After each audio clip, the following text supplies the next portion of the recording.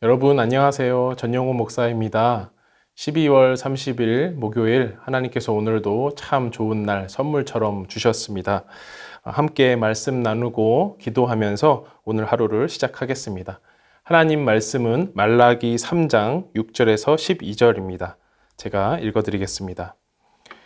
나 여호와는 변하지 아니하나니 그러므로 야곱의 자손들아 너희가 소멸되지 아니하느니라. 만군의 여호와가 이르노라. 너희 조상들의 날로부터 너희가 나의 규례를 떠나 지키지 아니하였도다. 그런즉 내게로 돌아오라. 그리하면 나도 너희에게로 돌아가리라 하였더니 너희가 이르기를 우리가 어떻게 하여야 돌아가리이까 하는도다. 사람이 어찌 하나님의 것을 도둑질하겠느냐. 그러나 너희는 나의 것을 도둑질하고도 말하기를 우리가 어떻게 주의 것을 도둑질하였나이까 하는도다. 이는 곧 11조와 봉헌물이라. 너희 곧 온 나라가 나의 것을 도둑질하였으므로 너희가 저주를 받았느니라. 만군의 여호와가 이르노라. 너희의 온전한 11조를 창고에 들여 나의 집에 양식이 있게 하고 그것으로 나를 시험하여 내가 하늘 문을 열고 너희에게 복을 쌓을 곳이 없도록 붙지 아니하나 보라. 만군의 여호와가 이르노라. 내가 너희를 위하여 메뚜기를 금하여 너희 토지 소산을 먹어 없애지 못하게 하며 너희 밭에 포도나무 열매가 기한전에 떨어지지 않게 하리니 너희 땅이 아름다워짐으로 모든 이방인들이 너희를 복되다 하리라. 만군의 여호와의 말이니라. 아멘. 네, 무더위가 장렬했던 8월에 제가 함께 매일주심 기도회에 이렇게 말씀을 드렸는데요. 벌써 계절이 두 번 바뀌어서 찬바람이 부는 12월 말이 되었습니다. 날씨와 온도는 많이 바뀌었는데 여러분들의 삶은 좀 어떠셨는지 모르겠습니다. 계속해서 감염병의 위협이 있고요. 또 풀리지 않는 경제적인 어려움 때문에 몸뿐만 아니라 마음도 더욱 추운 겨울이지 않나 그렇게 걱정이 듭니다. 그렇지만 이럴 때일수록 하나님의 말씀 외에는 우리가 매달릴 곳이 없다라는 믿음 가지시고 오늘도 힘내시고 말씀 앞에 나아가겠습니다. 오늘은 말라기서 3장의 일부분을 함께 읽었는데요. 말라기서를 읽어가면서 특별히 복음서에 나타난 예수님의 모습도 우리가 살펴보고 있습니다. 오늘 말씀 속에서도 예수님의 모습을 떠올릴 수 있는지 한번 살펴볼 텐데요. 오늘 본문을 읽어봤을 때 무엇보다도 두드러지는 단어가 있다면 무엇일까요? 바로 11조입니다. 11조는 한국 교회의 자랑스러운 유산이자 믿음의 증표라고 할 수 있겠습니다. 물론 부정적인 시각으로 보는 의견들도 있을 텐데요. 그래도 11조 덕분에 수많은 교회들이 힘을 내어서 하나님을 예배하고 또 이웃을 구제하며 지금까지 선교의 역사를 이어왔다라고 해도 과언이 아닐 것입니다. 그래도 11조에 대해서 우리가 우려를 하는 이유는 11조의 정신을 오해하고 기복주의의 수단으로 여기는 그런 신앙 때문에 우려를 하는 것 같습니다. 그래서 오늘 본문에서 왜 11조가 오늘 본문에 나왔는지, 그리고 11조의 정신은 무엇인지, 그리고 예수님은 무엇라 말씀하셨는지 한번 살펴보면 좋을 것 같습니다. 첫 번째로 오늘 본문에서 11조가 등장한 이유를 쭉 살펴볼 텐데요. 오늘 본문만 놓고 보면 하나님께서는 자신의 백성 이스라엘을 도둑으로 몰고 계십니다. 이스라엘이 하나님의 것을 도둑질했음에도 회개하지 않고 뻔뻔하게 고개를 들고 되묻는 장면이 오늘 본문 8절에 나오는데요. 말라기 3장 8절입니다. 사람이 어찌 하나님의 것을 도둑질하겠느냐. 그러나 너희는 나의 것을 도둑질하고도 말하기를 우리가 어떻게 주의 것을 도둑질하였나이까 하는도다. 이는 곧 11조와 봉헌물이라. 하나님의 것인 11조와 봉헌물을 도둑질 맞았다, 도둑 맞았다라는 하나님의 책망 섞인 질문입니다. 도둑질한 이스라엘은 저주를 받을 것이지만 온전한 11조를 하나님의 창고에 드린다면 하나님께서 하늘 문을 열어서 복을 마음껏 내리겠다라는 말씀도 그 뒤이어 나오게 되고요. 뿐만 아니라 토지 소산의 열매를 지켜주시고 땅을 아름답게 하셔서 모든 이방인들이 야, 이스라엘은 참으로 복된 민족이구나 라고 부러워할 것이다 라는 말씀도 오늘 본문에 나옵니다. 그래서 11조는 곧 복의 근원이자 은혜의 불씨처럼 보이는데요. 그런데 왜 11조가 오늘 본문에 나왔는지가 중요하다라고 했죠. 말라기가 사역했을 그 시대는 이스라엘의 포로 후기로 분류를 합니다. 이제 포로에서 귀환해서 후기 시대로 분류를 하는데요. 바벨론과 바사의 포로 시대를 마치고 이제 본국으로 귀환해서 성전을 건축한 후에도 수십 년이 흐른 그 시대인 것입니다. 그런데 여전히 이방 나라의 그 세력은 든든히 커져 나가서 도무지 이스라엘 나라의 다윗 가문의 그 영광이 다시 도래하지 않았다라는 것입니다.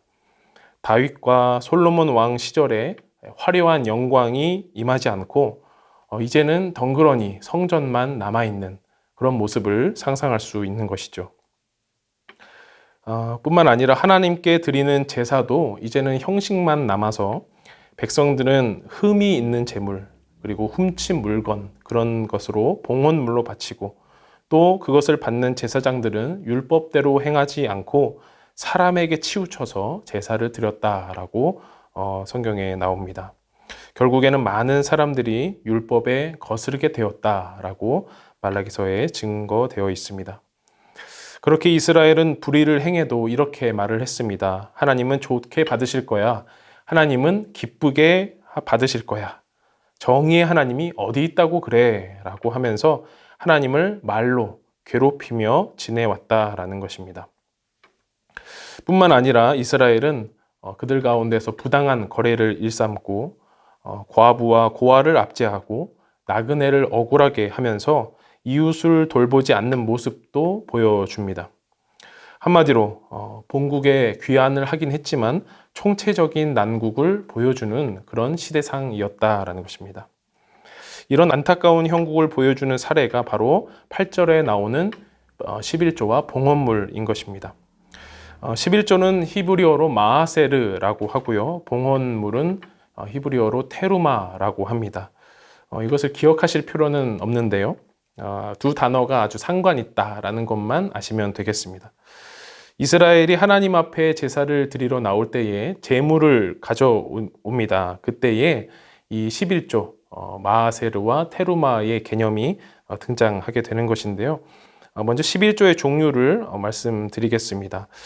이 11조의 종류를 좀 나눠 보다 보면 오늘 본문에 11조가 등장한 이유, 그 정신에 대해서 좀 더 알 수 있을 텐데요. 먼저는 레위인과 제사장을 위한 11조입니다. 민수기 18장 26절 그리고 28절의 말씀을 읽어드리겠습니다. 너는 레위인에게 말하여 그에게 이르라. 내가 이스라엘 자손에게 받아 너희에게 기업으로 준 11조를 너희가 그들에게서 받을 때에 그 11조의 11조를 거제로 여호와께 드릴 것이라. 너희는 이스라엘 자손에게서 받는 모든 것의 11조 중에서 여호와께 거제로 드리고 여호와께 드린 그 거제물은 제사장 아론에게로 돌리되. 자, 한마디로 말을 하면 하나님께서 이스라엘 자손에게 받은 그 제물의 11조 마세르를 레위인에게 주어라 라는 것입니다. 그리고 레위인은 그 11조 그러니까 마세르의 11조를 거제물로 드리는 것인데요. 그 거제물이 바로 테루마입니다. 그 테루마를 아론의 자손들 즉 제사장에게로 돌리는 것입니다. 즉 다시 말하면 백성의 제물의 11조를 레위인에게로 또 레위인의 11조를 제사장에게로 돌리는 율법이라는 것입니다. 레위인과 제사장 등 성전 봉사를 위해서 선택된 사람들의 봉사비와 또 생활비로 쓰이는 것이 바로 이 마하세르와 테루마 11조와 봉헌물의 뜻이라고 할 수가 있겠습니다. 두 번째 11조의 종류는 바로 토지 소산에 대한 것인데요. 신명기 14장 22절과 26장 12절 말씀 계속해서 읽어드리겠습니다. 너는 마땅히 매년 토지 소산의 11조를 드릴 것이며 셋째 해 곧 11조를 드리는 해에 내 모든 소산의 11조 내기를 마친 후에 그것을 레위인과 객과 고아와 과부에게 주어 내 성읍 안에서 먹고 배부르게 하라. 그러니까 이스라엘 백성들이 기업으로 받은 땅에서 난 그 소산의 11조를 매 1년마다 그리고 3년마다 내게 되는데요. 그것으로 레위인, 객, 고아, 과부 등 기업이 없고 유산이 없고 또 가족이 없는 이런 사회적 약자들을 먹이고 돌보는 데 쓰라라는 것입니다. 마치 현대로 말을 하자면 토지세로 복지 정책을 운영하는 것처럼 그렇게 이해하시면 될 것 같습니다. 이렇게 11조의 종류에 대해서 두 가지만 살펴봤는데요. 하나는 성전 봉사와 그 사람들을 위해서, 또 하나는 사회적 약자들을 위해서 구제 목적으로 쓰이는 것이 바로 이 11조의 정신이라는 것입니다. 마치 십계명을 우리가 하나님 사랑 그리고 이웃 사랑으로 이렇게 나누게 되는데요. 그것처럼 11조의 정신도 하나는 하나님의 전을 위하여, 또 하나는 백성들을 위하여 그렇게 쓰이는 것이다 보면 되겠습니다. 이러한 11조의 정신이 옳게 서 있지 않았기 때문에 하나님은 이스라엘을 향하여서 너희가 나의 것을 도둑질했다라고 오늘 말씀하신 것입니다. 그럼 신약시대에 와서 예수님은 11조에 대해서 어떤 말씀을 하셨을까요? 서기관들과 바리새인들을 향하여 화를 선포하신 내용이 마태복음 23장에 길게 서술되어 있는데요. 23장 23절의 말씀을 읽어드리겠습니다. 화 있을진저 외식하는 서기관들과 바리새인들이여 너희가 박하와 회향과 근체의 11조는 드리되 율법에 더 중한 바 정의와 긍휼과 믿음은 버렸도다. 그러나 이것도 행하고 저것도 버리지 말아야 할지니라. 서기관들과 바리새인들은 종교 지도자들이죠. 백성들에게 율법을 가르치고 그 율법의 정신대로 인도해야 할 선생들입니다. 그들 스스로도 율법을 더욱 준수하기 위해서 열심을 가했는데요. 박하, 회향, 근체 같은 그런 식물들을 바치면서까지 그 식물들의 11조를 드리면서까지 아주 열심히 율법을 준수했습니다. 그런데 율법의 더욱 중요한 정신인 정의와 긍휼과 믿음을 버렸다. 그것이 예수님의 책망이었습니다. 바로 그것이 11조의 온전한 정신인데 말이죠. 예수님은 그들을 보시면서 11조를 지키는 것도 버리지 말고 11조를 드리는 정신, 곧 정의와 긍휼과 믿음도 버리지 말라고 하셨습니다. 자, 그렇다면 11조의 정신을 잘 새기고 많이 내기만 하면 끝일까요? 복 받고 끝일까요? 아니죠. 오늘 본문에서 그래서 왜 11조가 등장했는지 이제 좀 마무리하려고 합니다. 말라기 3장 7절에 그 대답이 있습니다. 만군의 여호와가 이르노라 너희 조상들의 날로부터 너희가 나의 규례를 떠나 지키지 아니하였도다. 그런즉 내게로 돌아오라. 그리하면 나도 너희에게로 돌아가리라 하였더니 너희가 이르기를 우리가 어떻게 돌아가리이까 하는도다.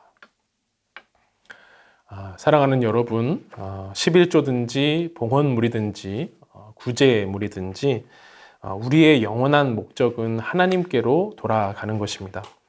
하나님께 성결한 모습으로 마치 거룩한 산 제물의 모습으로 돌아가야 하는 것이죠.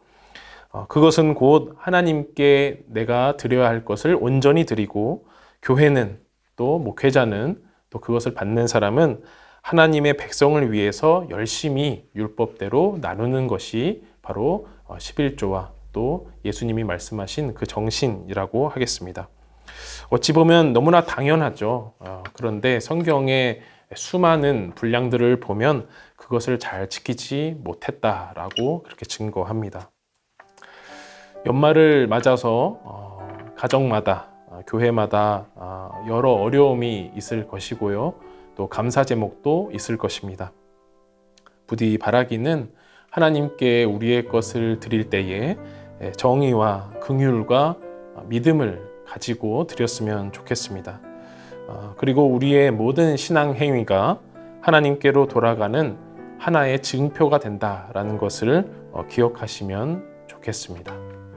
다 함께 기도하겠습니다. 우리의 모든 것을 보시는 하나님, 우리의 가진 것을 드릴 때에 어떻게 드릴까, 얼마나 드릴까 늘 고민합니다.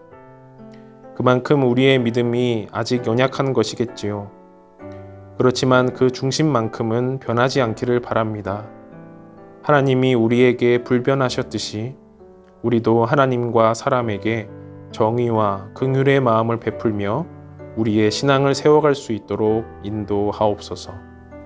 주님께 되묻는 것이 아니라 우리의 모습을 철저히 회개하며 하나님께로 돌아가는 우리 모두가 되게 하옵소서. 예수님의 이름으로 기도하옵나이다. 아멘. 다 함께 기도하시겠습니다.